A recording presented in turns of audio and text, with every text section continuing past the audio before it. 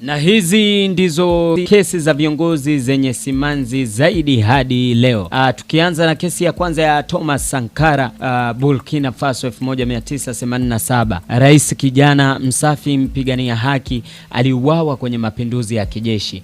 Rafiki yake wa karibu Blaise Compaoré alihusishwa.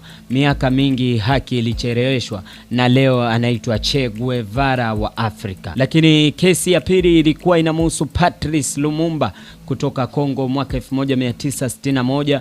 Waziri mkuu wa kwanza baada ya uhuru, alipinga ukoloni mambo leo, aliuawa kwa mkono wa ndani, lakini pia nje ya taifa hilo, ama kulikuwa kuna mkono pia wa kimataifa ya magharibi.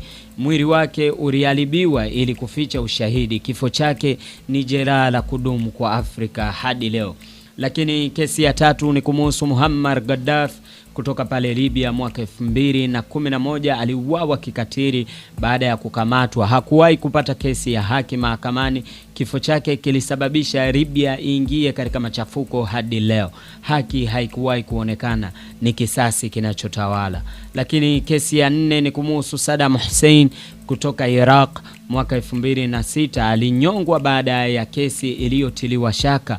Mahakama chini ya uvamizi, majaji kubadilishwa, mashahidi kuuawa. Wengi hujiuliza, je, ilikuwa haki au siasa za ushindi?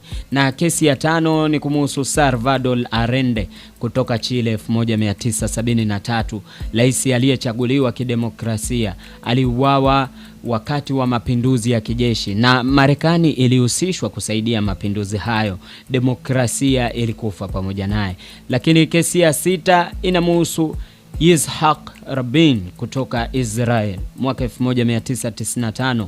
Waziri mkuu aliyekuwa anasukuma amani aliuawa na raia wa nchi yake wenye misimamo mikali. Mchakato wa amani ukafa naye. Amani ilipigwa risasi. Lakini kesi ya tano, JFK Marekani 1963.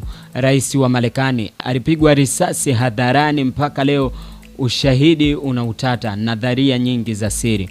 Moja ya vifo vyenye masuala mengi zaidi duniani. Lakini kesi ya nane ni ya Benazir Bhutto kutoka Pakistan 2007. Aliuawa wakati wa kampeni. Uchunguzi haukuwahi kutoa majibu ya kuridhisha.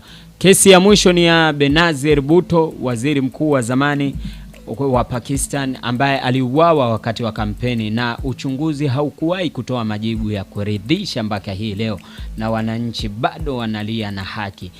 Kitu cha pamoja kwenye kesi hizi, ukweli haukuwekwa wazi kikamilifu.